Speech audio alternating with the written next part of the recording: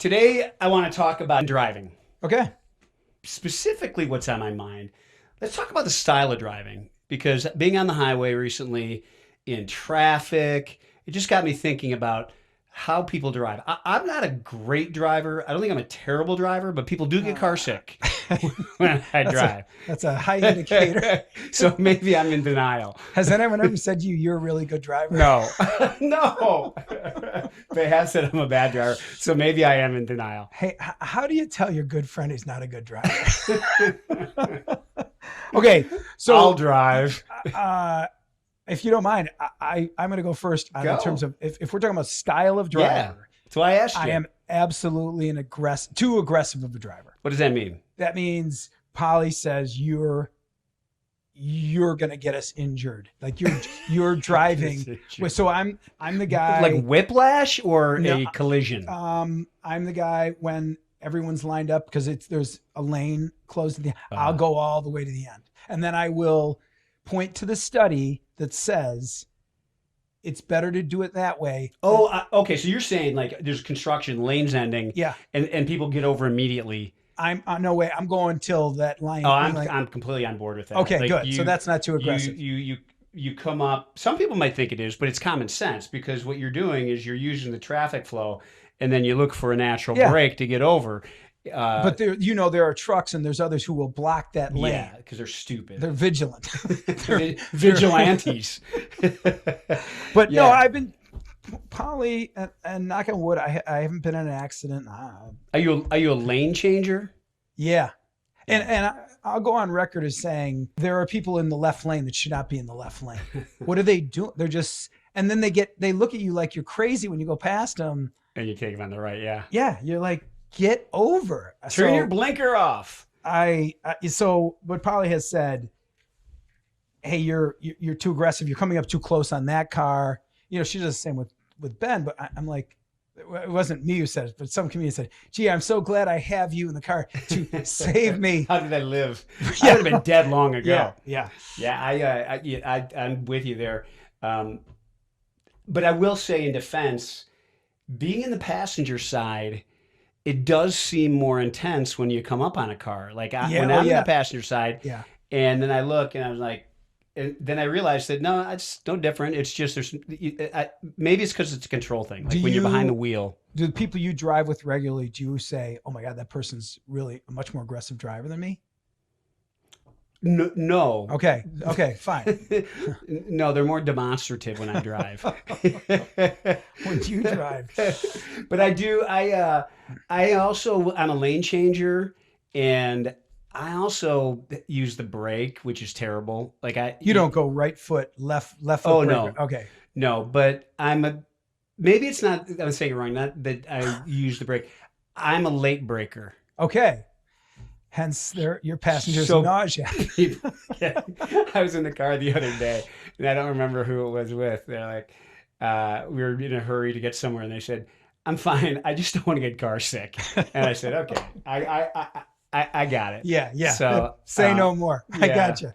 So I have a coworker who will go unnamed, who is a really, I don't want to say bad driver, but the opposite of the way I drive. So this coworker will, get on the highway, and I've driven with them before, and like literally stay in the far right lane where all the traffic is. Yeah. Get right up behind like a school bus or a truck where you don't want to be behind those. No. You can't see. And I just sit there quietly. I'm like, oh my God. And that person just drives in that right lane just as happy as can be. And I always look at people like that because I'm an ANSI driver too. Yeah. That's the thing. Like I can't stay put. And so I'm always looking for the lane. But I do, when I see people like that driving exactly at the speed limit, behind like a bus or a school or a truck, and they're just like happily driving. I'm like, that person, part of it is I'm jealous because they're they're fine. They're going to get there 4 minutes later than you at most. They're present. When was the last time you either threw the middle finger out to somebody or received it?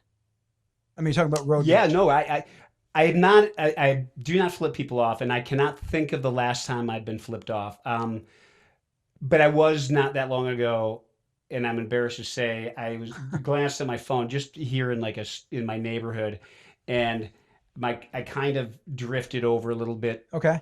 not Oh, on the other lane, but I oh, just was like, and the oncoming traffic.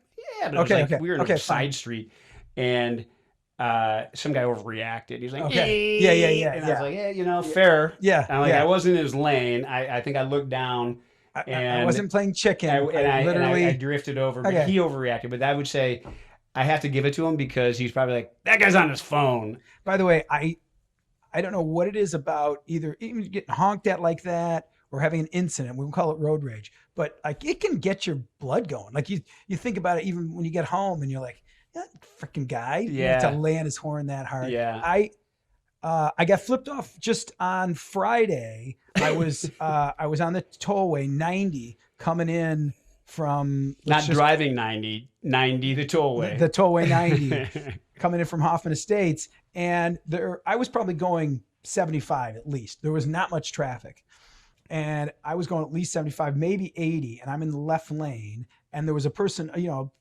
quarter mile ahead of me, just going much slower than me in the left lane. So I gave that person the bright lights just a little bit, like bing, bing. Like, I know it's not the Autobahn. Coming in hot. Yeah, it's not. And I don't even know if that's an aggressive thing to do these days, but like that person moved over, and then as I blew by him, they flipped me off. And I was like, wow, okay.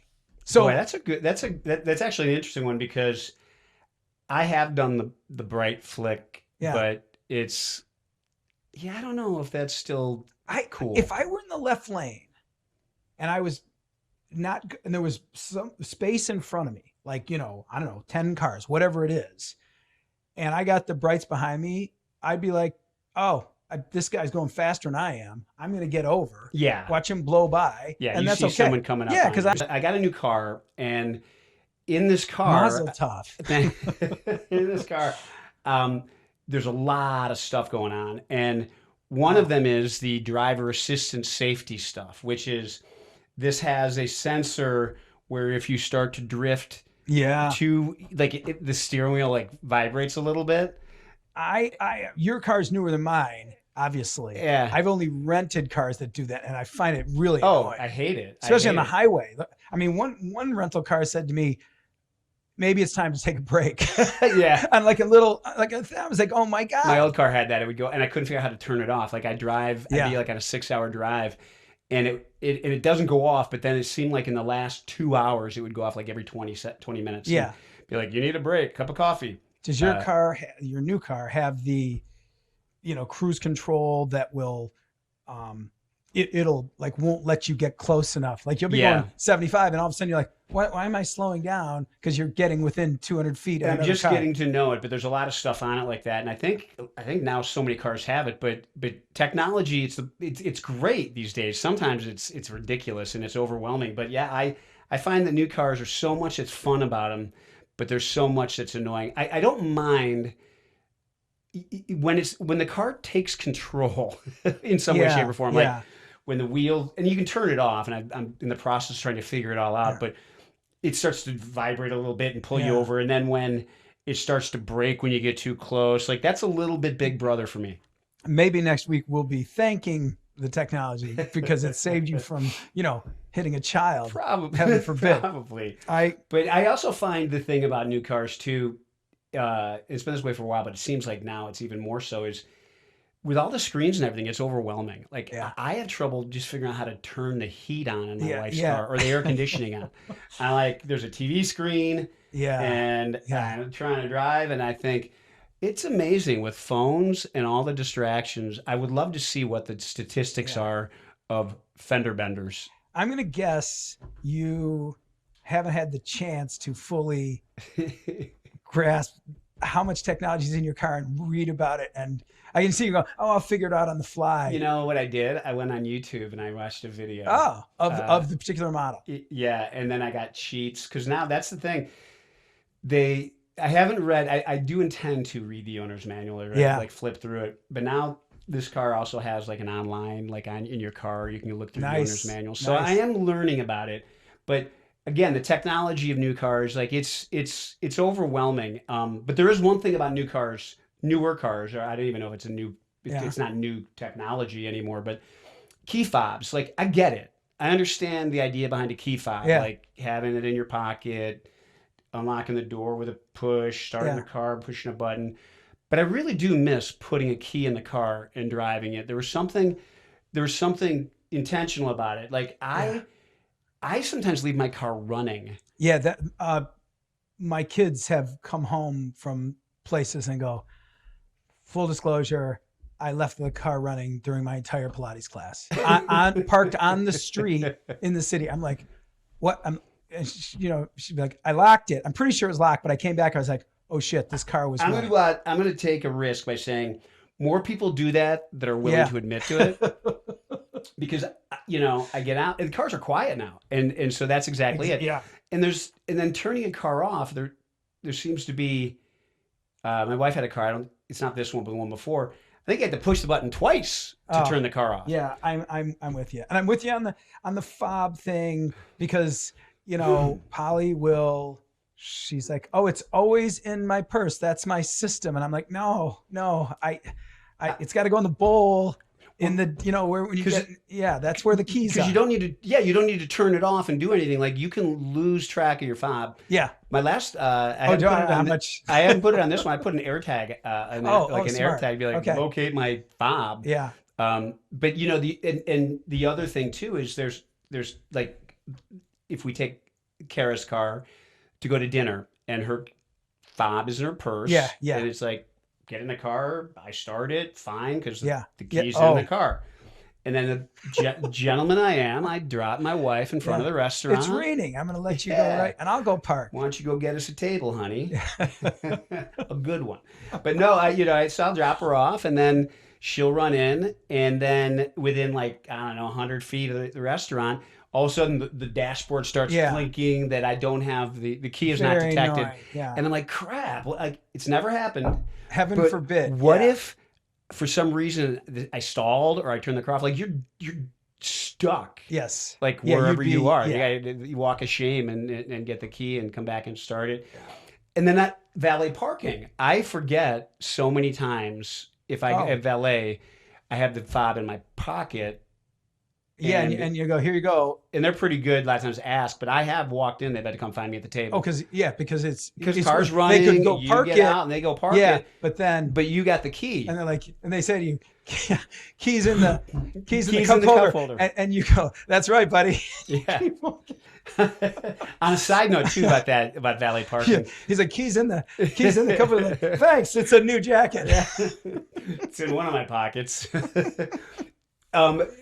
Valet parking, another thing, side note unrelated, but something that, again, is part of the equation, is in this cashless society. Yeah, hard. I never have a couple of bucks to tip somebody. Yeah. And I know now a lot of them, you can scan their code or nice. Venmo and stuff. Yeah. But I have not valet parked because I don't have cash. $5 on. Yeah. No, I like that. That's a good confession. There's a lot of, so what I've started doing is if you see my car, don't go into it. Don't key it. I keep singles in. Oh, smart. In the good idea. Console. Good idea. Just 10 singles because I did that. We tried to do that and probably gave them all the way to the street homeless people. I'm like, what are you doing? There was $20 in here. There are valet parkers that need that. But I want to just stay on the fob. Do you miss the, pomp and circumstance of the key? Do you miss having a separate trunk key as well? Oh my that's God, that's right. I forgot. Remember there were two. They had the round key and the square key, and that was not. So there's some great things. Pop in the trunk, or the tailgate. There's a ton of great things. Oh, the rear camera is unbelievable. I mean, but back to the trunk real quick. Yeah. The one thing though, and it's funny, I hadn't thought about the fact they used to have separate trunk keys. I understand why, because again, valet you got to make sure you lock your trunk in the glove box so that they don't have free run of your car. Or you give them the valet key that comes out of the. Yes. But so wait, no, the question was. I just was do you miss the two separate keys? You do not. Do you miss having the keys jangling in your pocket? Overall, this whole conversation, I'm gonna, it's not that hot of a take, but like the fact that we're not driving flying cars irritates me. Right? When I was 10, I was like, I can't wait to be flying around in a car, and it's freaking like. It's getting grim. Right. It's getting grim. It's not happening. When's Elon going to get on that? I've seen some that look like drones, right? You know how I have, yeah. But I mean, those things are a couple $1,000,000 and people are crashing. So could you anyway, imagine people flying over your neighborhood? Yeah. I literally, I wanted that. I can't believe it would be really cool. Yeah. And that's another thing you brought it up just in general about, these self-driving cars. I don't know, like, I'm sure it'll happen at some point but I think people like to be in control, and I think people like to drive, and I think it's going to be harder. There will be a time and place, I think, where self-driving, like a bus or some sort of utilitarian, but I think people, I don't know, I could be wrong. I don't know that I would like walk out my driveway, get in the back seat of a car and be like, we disagree on this. Like, were you the one who thought CD-ROM was going to be better than the internet? I still flop. So I absolutely think people will just, especially like, because my daughter was in, I can't remember where she was. She's like, sent me a video, goes, hey, Waymo is driving us around. Look at this thing. Well, yeah, I mean, the younger generations for sure, they'll grow up with it being like more. Let's go. But yeah, I'm not saying that it won't happen, but I think that, again, going back to the CD-ROM made me think of like CDs. It's kind of like a sad thing where the album cover is no more fun. Like when people can't drive, like everything's being done for us, and we're dumbed down. But no, so that's the thing. Going back to the key and how it used to be, and the things I miss about old cars. My first car was an AMC Gremlin. Wait a minute. Not the Canay family car. This was my car. How on earth did you get? How could you do? So no, it was used. I mean, yeah, but wasn't that the car that was? There may have been a serial killer associated. With in our hometown. Oh my God! But the truth is, they've gone through that, and it wasn't. The Gremlin wasn't it? No, but it's still. If you ask, I bet you if you ask a bunch of people, they probably would still say the Gremlin. But it wasn't the same color. Okay. Didn't have the hockey stick. Okay. White stripe. Yeah. But no, what it was old, and what made it fun was you could start it like the key. You put the key in and it turned. Yeah. Well, that kind of was stripped, so my car could be started without a key. No. And so I would go to high school and I'd park my car, and my buddies knew they could just climb in it and drive it to Burger King. And I knew, and I'd come out and I'd be like, damn, I'd have to walk the whole parking lot. You wouldn't lock your car? Like, I don't think it had a lock. Yeah. It wasn't a nice car. So you had a car, your own car in high school? Yeah, but it was from the failed AMC family. No, like, I know. They were already out of business. Yeah. But so, I mean, the whole thing. So you were, I didn't have a car until college. Yeah. I had an FM converter in it.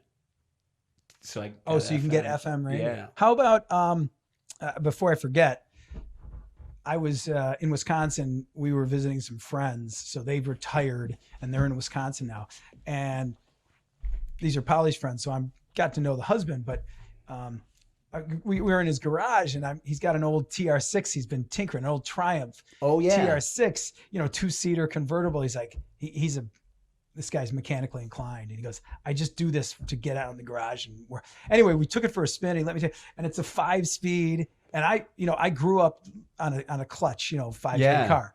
Your AMC, your Gremlin was not a, okay. So that, I was like, wow. 3 on the tree. Oh, that's cool. No, I wasn't. So I just want to go on record as saying, I don't want my everyday car to be a manual transmission, but I think it'd be fun to drive one. They don't do it. I don't think they make them anymore, really. They do. I saw a commercial for one for like VW. I didn't learn how to drive. Kara actually took driver's ed on a manual. Impressive. Like that she knew how to drive a manual before she knew how to drive an automatic. But I'm with you. I throughout the years, it's been years, but I've had a number of manual Okay. You Yeah. know, and you're driving. Yeah. You know? Yeah. You're really driving. What I don't miss though, is, to this day, is the rollback on the hill. No. Like the Yeah, especially when disengagement, you're hitting the clutch. you gotta time that out. And I think that like I got pretty good at driving a stick, but you got to find the friction point Yeah. with whatever Yeah. car you're I'm trying to driving. think what else I miss. I mean, I still think about, so, you know, growing up, all those dads, everyone had these big, they were boats yeah. back in the 70s. I mean, there was like, you know, and then truly the Honda, was it the Accord? Yeah. And the Camry like changed things. So, I mean, the Ford Taurus came out. And the K The car. Ford Taurus came out and fixed it. K car was still a boat. Still a boat. Oh, yeah. But I yeah. think the Ford Taurus was one of the first to like But kind you know, of you're figure right. out. And that's something that I miss is the big, like the seats were like couches. Oh my God. The front seat, you could go four. I mean, you could get four people. Remember there was a law you couldn't have 4 people in the front seat? Like people are like, what do you mean you have 4 people in your front seat? Do you miss the unsafe feeling of never having to wear a seatbelt? No, I I do not. I mean, do they're not. like, what do you mean seatbelt? They were like, We would drive to Florida on vacation in a station wagon, and there are 6 kids in my family. I would be laying on a sleeping bag on top of the luggage. I would do the entire drive my God. horizontal. Really? Wow. It was a great way to travel, but Yeah. now my parents would be in federal penitentiary. Yeah, I'm also trying to think. I mean, those big steel bumpers. I mean, I see cars now. Everything's You know, I'd kill to have my dad. He was an insurance agent, and he would buy cars occasionally from Cool. insured clients that were selling cars. And one car he had, God, I would love to have it. It was a big Buick Electra convertible, like 4-door or 2-door? 225. Oh, but yeah, no, yeah. Like it's one of those Oh. Buick Deuce and a Quarter. Oh, come on. Sky, like out of 48 hours, sky blue, Yeah. white top, white interior. And we would, and then in the day, you'd be in the back seat, but you would like sit up on the trunk Yeah. and cool. drive around. I would love to have it. Like, I'm not a car guy from that standpoint. Having the weekend car or convertible. I would like that though. The thought of having that. I do tinker with, well, how cool would it be to get a cool old big car like that? Yeah. A friend has a old Cadillac Eldorado, the convertible 2-door, those huge doors. And I'm like, Keith, I can't believe you've hung on to this thing all these years. He goes, yeah, he had a second home in like Michigan. And he'd like, I mostly keep it there, but I bring it to Chicago, for 4 months a year. I'm like, oh, I'm jealous. I mean, this is fantastic. Kara's brother had an interesting story along those lines, just about keeping it. He had a 1982 like silver Firebird, Okay. Trans Am, like with the big eagle on the hood. Oh, Trans Am and Firebird. Yeah, I thought you said Thunderbird. Yeah, Firebird. Yeah. Trans Am. Oh, jeez. Crushed. Did he have one of those? Did he have it in high school or college? Like that was. Yeah, at the end of high school, and then he kept it through college. Yeah. Crushed red velvet seats. Yeah. Those were the car. T-top. Yeah. And he kept it until he got married, and he kept it till maybe like 10 years ago. Wow. Like he didn't drive it. Like he kept it actually at my father-in-law's place, and he stored it. And it was one of those things that was like, what are you going to do with this thing? And he's like, it's a collector's item anyway. So finally my father-in-law was like, we're just going to get rid of it. And I don't, and you'd think you'd get a lot of money for it, but it wasn't a ton of money. Yeah. But here's the interesting thing. So my father-in-law lives in the same town, in the same town they grew up in. Oh, okay. And he put an ad in the paper to sell the car. And a guy shows up and he looks at it and he did, spend some time with it. And he's like, this is it. And he said it was his brother's car. Shit. He sold it originally. He hated to sell it. And his brother since died. Oh, that's great. So And he your was father-in-law going- must have been so happy. And he was going to go to a family reunion. Come on. That And is the a great ability to story. drive That's that great. car to the Come family on. reunion. That Come on. cool? Like this, Billy's car. How'd you do this? Yeah. So he. Oh, how could he that not gives me give him a goosebumps. great That's deal? a great And story. Even if it wasn't, it was a great negotiating tip. Well, so I had a 98 LS 400. It was a Lexus, right? And I think I had 260,000 miles on the thing. And so then as the kids started getting the license, I was like, oh, you guys can drive this thing. Anyway, Ben, my youngest, had it. And I didn't think they liked it. In fact, I remember Ava not really wanting to drive it to high school. It was like an old car. Yeah. I love that car. Freaking the thing. I had it in great shape. And anyway, Ben's driving it. I don't think he's using it much. And finally I was like, I'm just going to sell this thing. The insurance alone for a 16-year-old kid on it was like, Yeah.